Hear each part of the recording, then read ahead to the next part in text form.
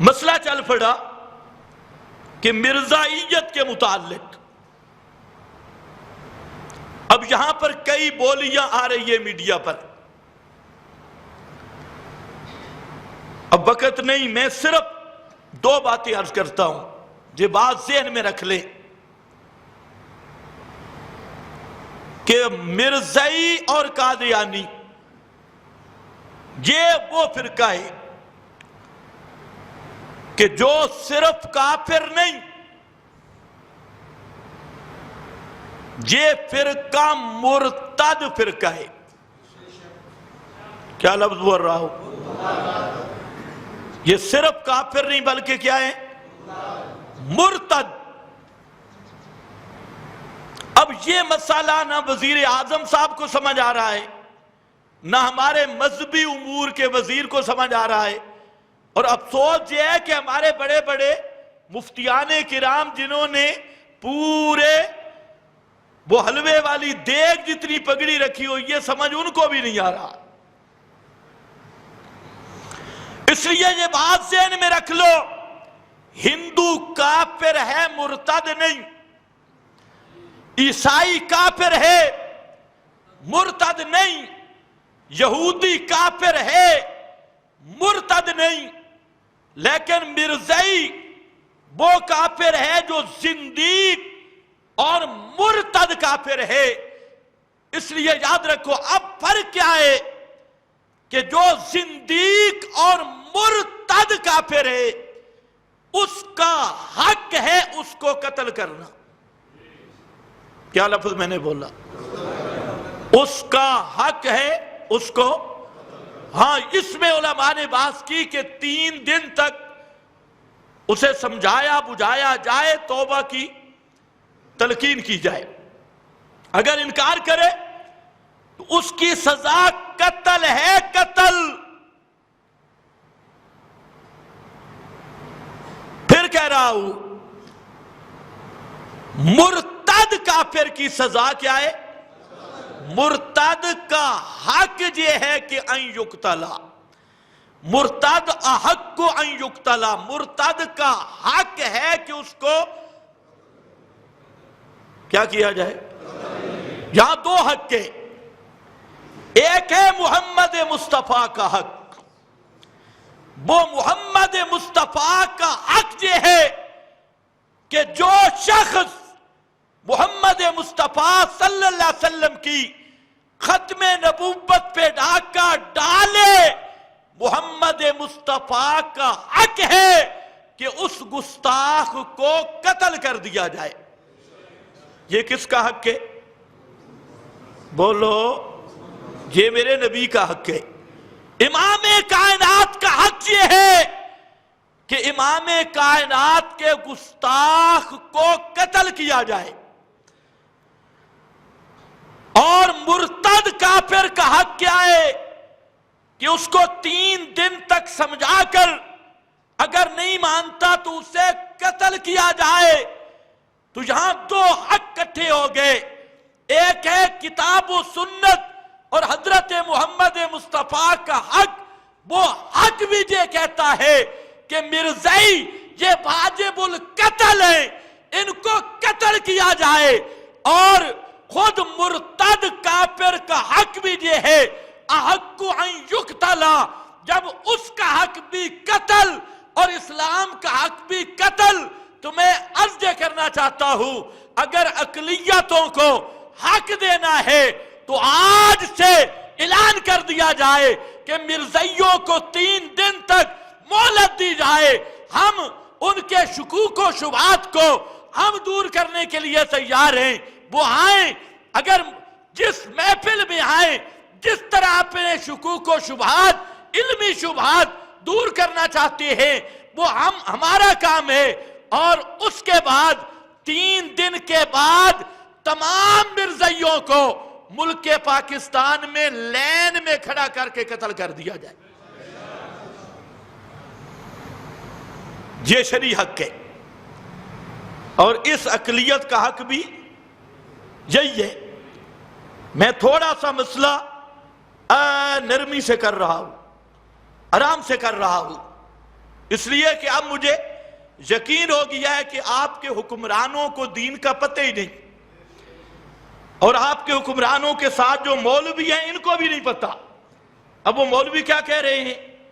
مولوی کہہ رہے ہیں کہ اگر مرزائی ہمیں کافر نہ کہیں، ایک مولوی صاحب کی تقریر ہے، مرزائی ہمیں کافر کہتے ہیں، ہم انہیں اقلیت کیوں مانیں؟ کہ اقلیت وہ ہمیں کافر کہتے ہیں، ہمارے اکابر کو کافر کہا۔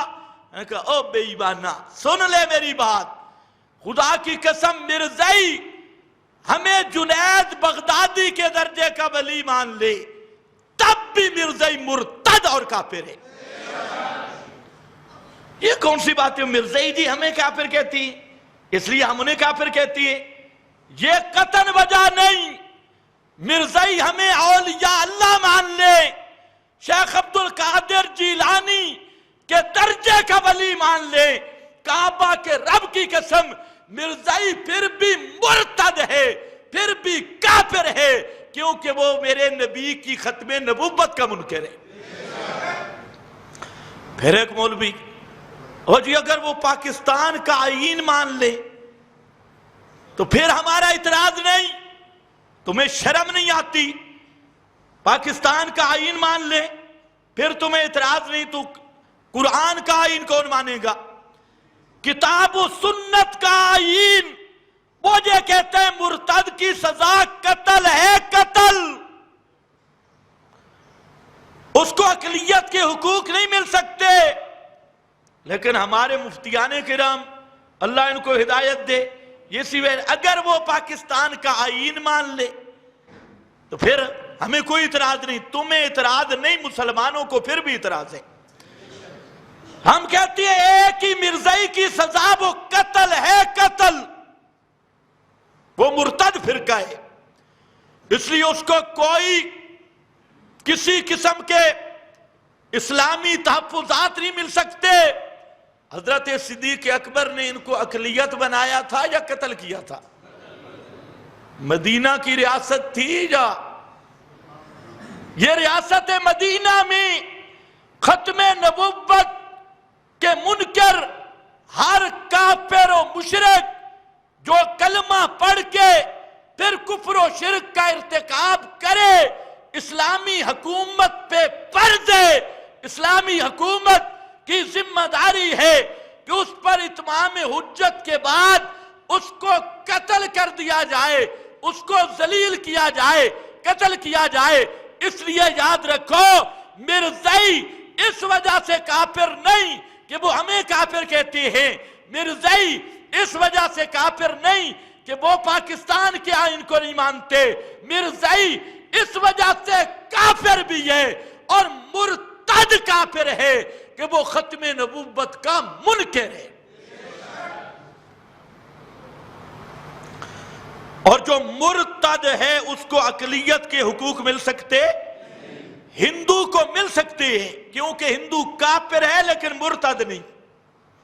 ہندوؤں نے کبھی کہا کہ ہم مسلمان ہیں، عیسائیوں نے کبھی کہا ہے مسلمان ہیں، یہودیوں نے کبھی کہا ہے ہم مسلمان ہیں۔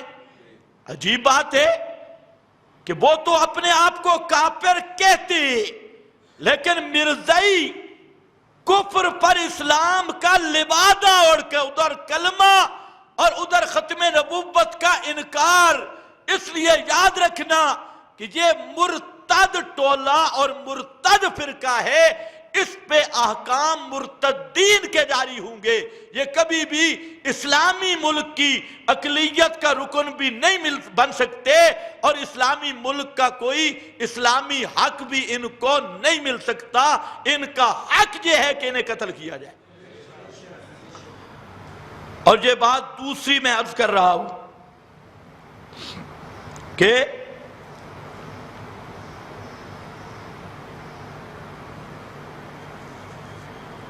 ہمارے حکمران اس حد تک طاغوتی نظام کے پجاری بن چکے ہیں، دجالی نظام ایسا ان کے سینوں میں رچ چکا ہے کہ ایک طرف ملک کی حالت کیا ہے، ملک کے عوامی طبقات کی حالت کیا ہے، کرونا کی وبا اور مساجد بند، مدارس بند، بازار بند، ہر چیز کو بند کیا ہوا ہے۔ اور اب یہ وقت تھا کہ اللہ کے اس عذاب سے ڈر کے اللہ کی طرف رجوع کیا جاتا، لیکن ہمارے حکمران ایسے بدبخت ہیں کہ ان کی سوچ اللہ کی طرف آتی نہیں۔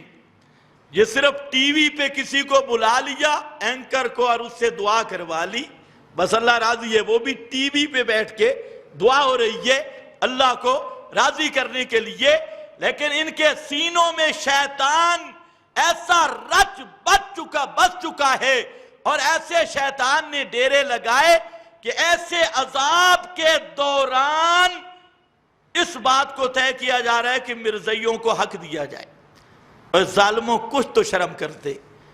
اس دوران تو بڑے سے بڑا باغی بھی اللہ کی طرف رجوع کرتا ہے، اور بڑے سے بڑا باغی بھی توبہ کرتا ہے، اور تم ظالموں ایسے حالات میں بھی خدا سے نہیں ڈرے، اور الٹا ختم نبوت کے دشمنوں کو تحفظ دینے کے لیے تم تلے ہوئے ہو۔ اللہ جانے تم کس کی بولی بولتے ہو۔ ایک عورتوں کو حقوق دیے، اور وہ عورتوں کے حقوق کپڑے اتار کے گلی پہ پھرے، اور میری جسم میری مرضی، یہ عورتوں کو حقوق دیے، اور دوسرا مرزائیوں کے حقوق کے لیے یہ کوشاں ہیں۔ اور اگر حقوق اسلامی جمہوریہ پاکستان میں نہیں مل رہے تو وہ خالص اہل اسلام کو نہیں مل رہے، مسلمانوں کو نہیں مل رہے، اور اسلام کو نہیں مل رہے۔ قرآن کا حق، محمد مصطفیٰ کا حق یہ تھا کہ اس ملک میں اسلامی نظام نافذ ہوتا، کتاب و سنت کا نظام نافذ ہوتا، تو ایسے کارٹون حکمران یہ پھر پھانسی کے پھندے پہ ہوتے، یہ تختہ دار پہ ہوتے، تخت حکومت پہ نہ ہوتے۔ لیکن آج ہماری سستی کی وجہ سے ہر نکھٹو وزیر اعظم، ہر نکھٹو صدر اور ہر نکھٹو حکمران ہم پہ مسلط ہے۔ بہرحال یہ آخر پہ کہنا چاہتا ہوں کہ یہ مسئلہ ختم نبوت کا یہ معمولی مسئلہ نہیں، اس مسئلہ کی خاطر ہر محمد مصطفیٰ صلی اللہ علیہ وسلم کو رسول اور خاتم النبیین ماننے والا مسلمان اپنی جان، مال، بچے، اپنا سب کچھ اس مشن پہ قربان کرنے کے لیے اپنی سعادت سمجھتا ہے، اور اپنے لیے ساری دنیا کی کامیابی سمجھتا ہے۔ اس لیے حکومت سے کہتا ہوں کہ ایسی غلطی کر کے پورے ملک کا امن خراب نہ کریں، اور پھر اگر یہ قانون آپ نے طے کیا پھر تمہارا تختہ الٹنا یہ فرض ہو جائے گا، اور پھر تمہارا علاج کرنا ہر محمدی غلام پہ فرض ہوگا۔ اس لیے تم جو کام کر رہے ہو وہ کرتے رہو، لیکن ختم نبوت کو بھی نہ چھیڑو اور دینی شعائر کو بھی نہ چھیڑو، اسی میں تمہاری عافیت ہے۔ وآخر دعوانا ان الحمدللہ۔